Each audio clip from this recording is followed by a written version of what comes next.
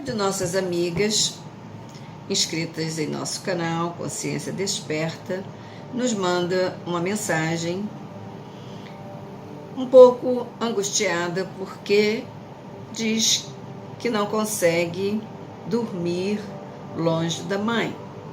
Pode parecer engraçado para a pessoa leiga, mas nós que trabalhamos com comportamento humano sabemos que o caso da nossa amiga, que vamos chamar aqui de Rita, não é tão incomum, embora isso signifique que ela está presa a uma ansiedade que se transforma na síndrome de separação, na angústia da separação. Então, Rita, há um caminho para ser percebido. Você se lembra do filme ET, que comoveu tanta gente, que tanto criança como adultos e idosos ficaram comovidos com a perspectiva daquele ser abandonado, perdido no mundo? Pois é, todos os animais têm um mecanismo de sobrevivência fixados em certas áreas cerebrais, como o diencéfalo, o tálamo e certa região pré-óptica, que é um mecanismo que favorece a sobrevivência. Então, o medo de ser abandonado, de não dar conta da sobrevivência, acompanha todos os animais. Em alguns, quando esse medo fica mais intenso e eles não se sentem protegidos, acolhidos, eles arrancam, por exemplo, as penas com o bico, no caso dos papagaios.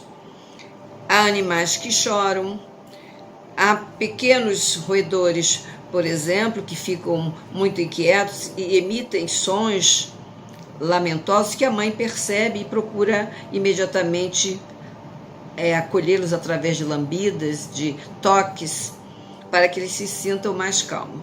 Então, fique tranquila. Em primeiro lugar, você está ainda presa a este mecanismo de sobrevivência. A solidão ela é superada no convívio, no contato com os outros seres. É a sociabilidade que permite, então, que todo ser perca esse medo de ser abandonado. Então, através dessa relação com os outros seres da espécie ou outros animais, há uma compensação nessa troca e de afetos, e o que acontece de toques também, então que se dá a uma estruturação daquele indivíduo. No caso do ser humano, há um desenvolvimento da personalidade em que a criança vai se separando aos poucos da mãe, no sentido de que ela é a própria mãe, ela se sente parte da mãe. E aos poucos, no desenvolvimento, na evolução, através de atividades sociais, ela vai se reconhecendo como um ser à parte. Então, a ansiedade de separação, ela se deve, no adulto, à condição que não foi superada. É um adulto ainda que está imaturo. Conhecer uma moça que, para se sentir mais segura, quando viajava, levava a camisola usada pela mãe. Então, as crianças, elas costumam carregar um objeto substituto quando saem de casa, o ursinho de pelúcia, o paninho, o travesseirinho. E esta moça continuou preservando esse hábito porque ainda não havia se desligado emocionalmente da figura materna. Isso é possível. Na medida em que há o convívio, o relacionamento, a amizade, a troca de afetos, a conversa, a troca de olhares, tudo isso configura a percepção do outro e de si mesmo. Nos relacionamentos entre pessoas, através de toques, de abraços, de carinhos, de afagos, há uma troca também que permite essa interação de pessoa a pessoa. Isso favorece a produção de hormônios como a endorfina, a ocitocina e a vasopressina, que então dão uma sensação de bem-estar.